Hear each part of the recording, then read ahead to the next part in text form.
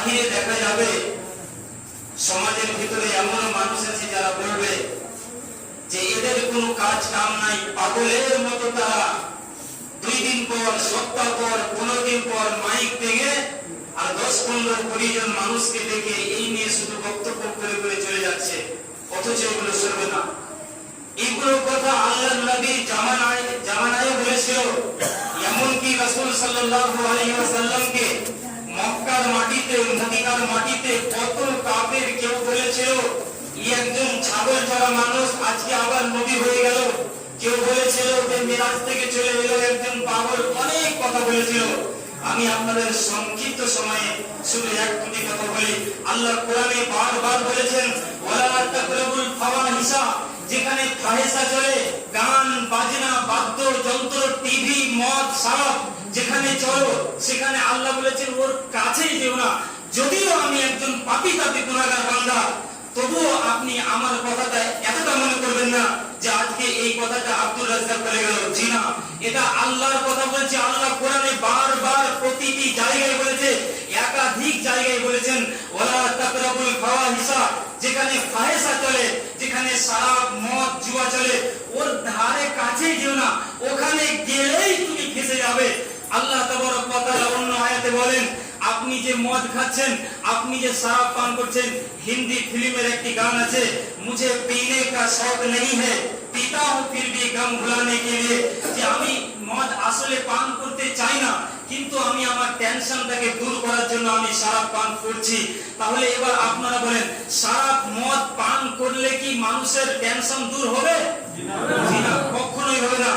আমেরিকার একজন বিখ্যাত ডাক্তার বলেছেন, যিনাকে গবেষক বলা হয়েছে, উনি বলেছেন যে মদ এমন একটা বস্তু, মদ এমন একটা জিনিস যে মানুষের আয়ুকে ঘটিয়ে দেয়। এটা কোরআন এবং হাদিস থেকে যদি প্রমাণ করতে হয়, এর প্রমাণ পেয়ে যাবেন।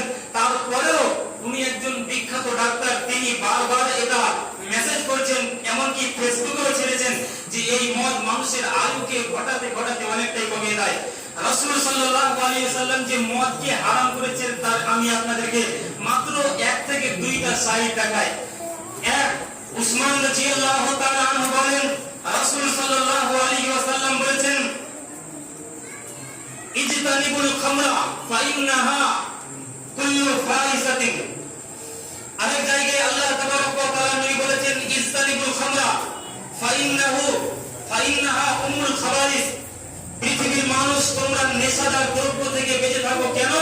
এটা হলো সমস্ত পাপের মা।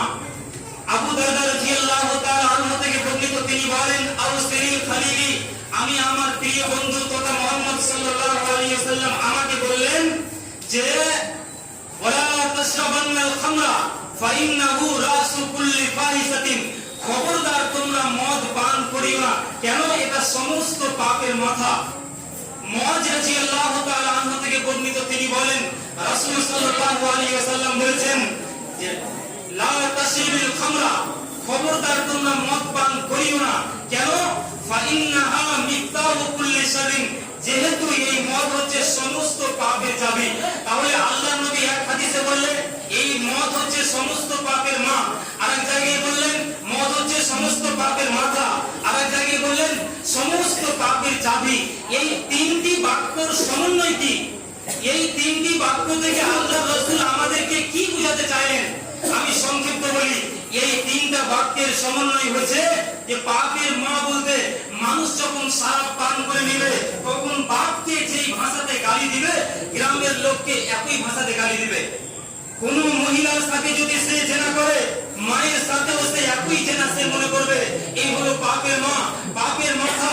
একটা ঘরে যদি আপনি প্রবেশ করার জন্য যদি ওই ঘরে যদি তালা বন্ধ করা থাকে, তাহলে ওই ঘরে আপনি প্রবেশ করতে পারবেন না। ওই ঘরে আপনি তখনই প্রবেশ করতে পারবেন যদি আপনাকে চাবি দিয়ে দেওয়া হয়। ওই চাবি খুলে, তালা খুলে আপনি ঘরে প্রবেশ করতে পারবেন এবং ঘরে প্রবেশ করে আপনি অনেক কিছু জিনিস দেখতে পারবেন। ঠিক নবীজি বলেছেন এই মদ হলো সমস্ত পাপের চাবি। তার মানে মানুষ যখন শরাব পান করবে, মানুষ যখন মদ পান করবে, তখন পাপের দরজা খুলে গেল, পাপের চাবি খুলে গেল। তখন সমাজে ওই শরাব থেকে জেনা, ব্যভিচার, চুরি, লম্পট, গালি, ক্রোধ একের পর এক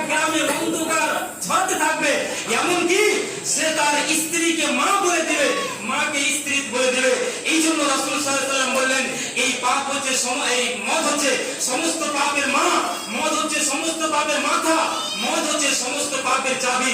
শুধু তাই নয়, আল্লাহ রাসূল আরো বলেছেন যারা শরাব পান করে তা আবিদিন ওয়া সালিম বলা হয়েছে। তার মানে ভগবতী, সরস্বতী, কালী, দুর্গা, লাত, উজ্জা, মানাত, দেবদেবী এদের সামনে যেগুলো যেভাবে মানুষ ইবাদত করে, মূর্তির সামনে মানুষ যেভাবে ইবাদত করে, এই শরাব পান করলে তার একই গুনাহ হবে। কোন পাপকে আল্লাহ রাসূল সাল্লাল্লাহু আলাইহি ওয়াসাল্লাম এইভাবে উল্লেখ করেনি।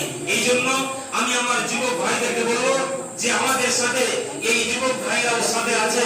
আমি একটা কথা বলতে চাই, এই যুবকরা যেটা চাইবে তারা সেটাই করতে পারবে। যুবকরা যদি চাই যে এই মনিরামপুরের মাটি থেকে শরাব আমরা একবারে উৎখাত করে দেব, শরাবকে সরিয়ে দেব, তাহলে যুবকরা যদি এগিয়ে আসে ইনশাআল্লাহ এই সভা, এই মনিরামপুর গ্রাম আবার সেই স্বচ্ছ পরিষ্কার হয়ে যাবে। খালেদ বিন ওয়ালিদ একাই যুদ্ধের ময়দানে দামা বাজিয়েছিল। শুধু তাই নয়, বাহরাইনকে দখল করার জন্য মাত্র 30টা যুবক গিয়েছিল। এত বড় সাম্রাজ্যের মালিক বাহরাইন সম্রাটকে কব্জা করে এনেছিল। ঠিক এই যুবকরা যদি চাই এই গ্রাম থেকে মদ শরাবকে সরাতে পারবে। এই জন্য আমি আমার যুবক ভাইদেরকে বলবো যে তোমরা এসো, নামাজের দিকে এসো, আল্লাহর ইবাদত করো এবং সাথে সাথে এই গ্রাম থেকে এই মদ, জুয়া এগুলোকে একেবারে উৎখাত করে দাও। আল্লাহ তুমি আমাদেরকে এই মদ শরাব থেকে, এই মদ শরাব এগুলোকে উৎখাত করার জন্য সুমতি দান করে করুন। আমিন। আসসালামু আলাইকুম ওয়া রাহমাতুল্লাহ।